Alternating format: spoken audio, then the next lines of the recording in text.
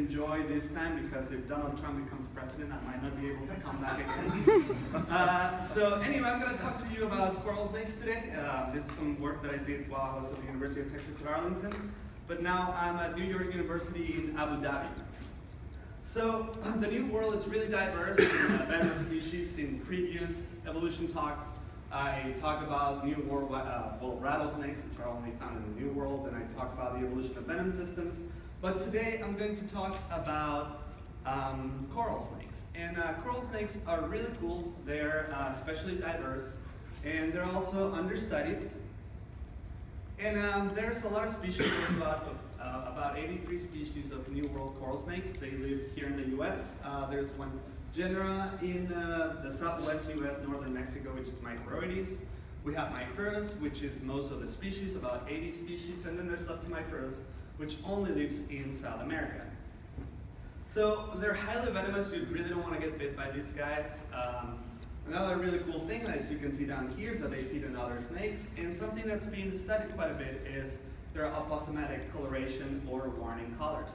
And because of this, they're being usually referred as models in mimicry systems. So a lot of what we know, or a lot of the things that have been studied about coral snakes is not coral snakes proper, but actually the ones that are mimicking coral snakes. So there's been a lot of studies, some really cool studies recently that look about this. So for example, here there's an image of different coral snake species, and then the non-venomous or not super venomous snakes that mimic them.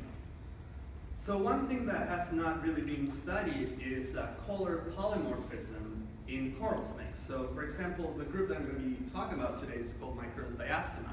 So all of these guys represent the same species of coral snake, and there's a lot of color differences, and that's something that has never really been looked into. So here's a map of Mexico. I'm from Mexico.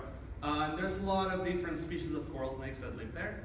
A lot of them belong to what I call the diastema complex, and some of them, like the Texas coral snake, is a different complex. So some of the questions that we wanted to ask is, first of all, does this group, so all these groupings are based on color, does this group represent a monophyletic group? So then we also wanted to know if can species really be defined only in color. So when you look at the morphology of some of these coral snakes, they all look the same, but there's a lot of differences in coloration. And then we wanted to try to explain if there's something that might explain color polymorphism in these coral snakes. So we did some traditional techniques like mtDNA and nuclear DNA. We did rat sequencing. We used Mr. Bayes and RAXML to, kind of look at the relationship between these different species, PCA. And then for the morphological data, meaning coloration, we looked at a bunch of specimens of coral snakes. We looked at the distribution of birds in Mexico and Central America, and then also some environmental variables to see if there's any correlation with the different color patterns. So when you look at a coral snake specimen, they usually look like this. As I said, they're pretty hard to find, so you usually find them dead in the road. So there's really not a lot of color information that you can get from this. It's not that you're getting a fresh specimen and then looking at color hues and stuff like that. And they have red, yellow, and black, but usually yellow and red are faded. So pretty much the only thing that you can take into account is the number of black body bands. So this is a map showing all the localities that we have information for when it comes to the color data, which is pretty much only the number of black body bands. And then when it comes to DNA sampling, we had sampling from all 13 species in these, the diastema group, from Honduras all the way to Mexico, and we also had a bunch of different outgroups. So the first thing that I want to say is that we found that this group is not monophyletic, and here's a cartoon of the phylogenetic tree. And just to point out what we found about not being monophyletic, here in the different colors are different species, so it looks really messy, and it really is messy. And what we found was that not a single species that we looked at was monophyletic, so they're all over the place. So what we did find was that there's about 6 species that we could define pretty well of what used to be called the diastema complex. So just to show you where these guys occur, Micros distance, it's found in the west coast of Mexico. And then we have brown eye that kind of goes west of the Isthmus of Tehuantepec, around the Balsas Basin. And then we have tenor, which is the Texas coral snake. And what we found was that it was believed to be found only kind of like the northeast part of Mexico. We also found that it occurs all the way down to the Pacific coast of Oaxaca, and it crosses into the Pacific into Nayarit and Colima, which was quite a surprise. And then we have these two groups, which we call the East and West diastema groups. One is east of the isthmus, the other one is west of the isthmus. And something that we found also that was kind of interesting is that several areas in Mexico, you find 2 or more species of coral snakes in symmetry. And the crazy thing is that when you look at them, it's almost impossible to tell them apart. So these guys were found a few kilometers apart from each other, and I'm sure not all of you are coral snake experts, but it's really hard to tell these guys apart.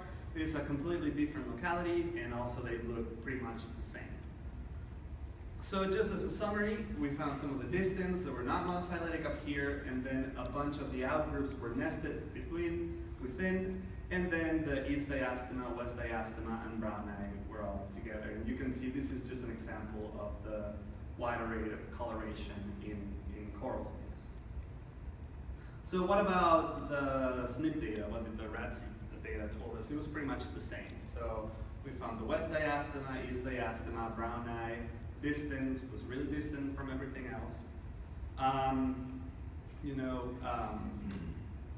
Same thing when you look at allele, and the SNP phylogeny was pretty much the same, and we had sampling from across the species, and it was pretty much, they all group into these 5 species.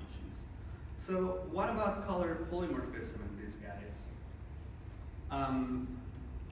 One of the first things that we noticed was that if you go and look in some areas that are kind of humid and in high elevation, you turn to find snakes with a lot more bands.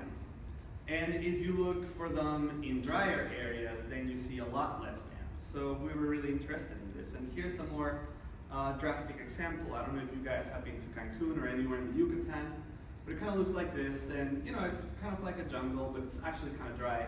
And you find some snakes that have absolutely no bands.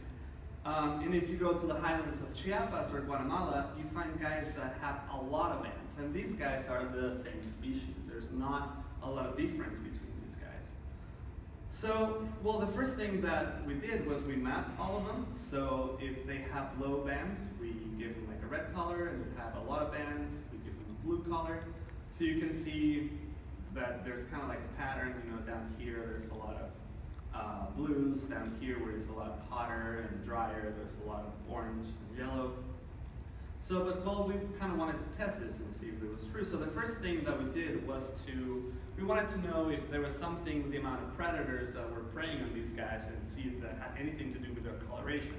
So this might have not been the best strategy, but what I did is, I'm not an ornithologist, I don't know a lot about birds, but I decided to put the maps of all the birds that live in Mexico and Central America, overlap them, and then see if there's a correlation with the number of birds that live in a particular spot and the number of bands that snakes have.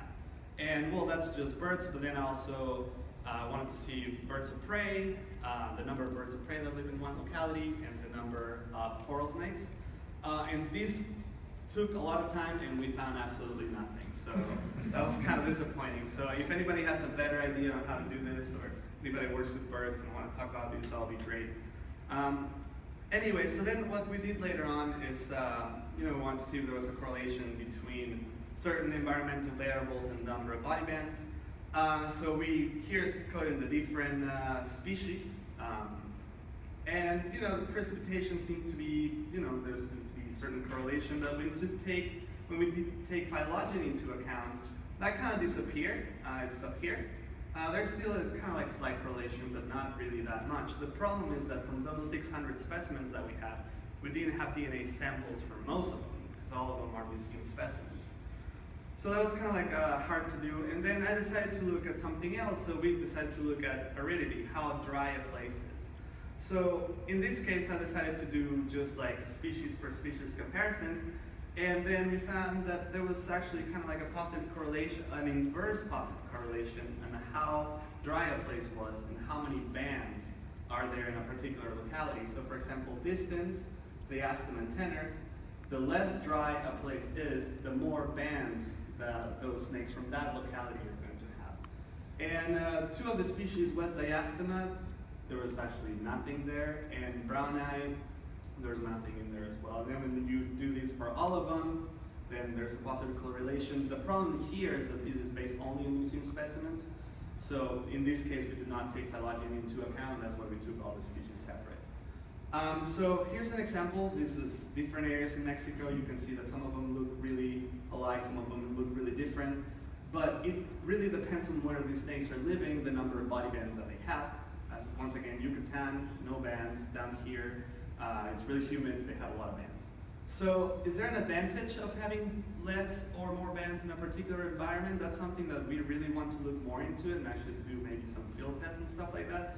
But here's just an example. So let's say that you were somewhere where it's really tropical, you know, there's a lot of humidity, and it might be kind of hard for a predator to see something like this that has a lot of bands and it's able to like break its pattern pretty easily, while if you have less bands, it might be more obvious. And if you're in somewhere that's drier, it might be easier to see you if you have more bands, but if you're actually showing that you're a coral snake, it might, you know, kind of stay away from you. So that's just a hypothesis.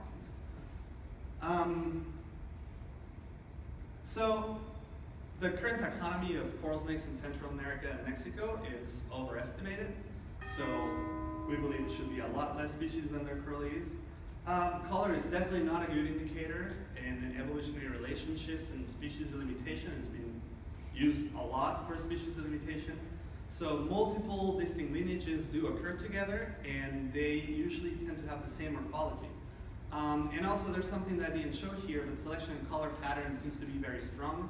There is some differences in the same localities. There's only a few places where you can find, where people have found more than 5 or 10 specimens, and there's a little bit of differences in the pattern, but they usually tend to have the same number of body bands.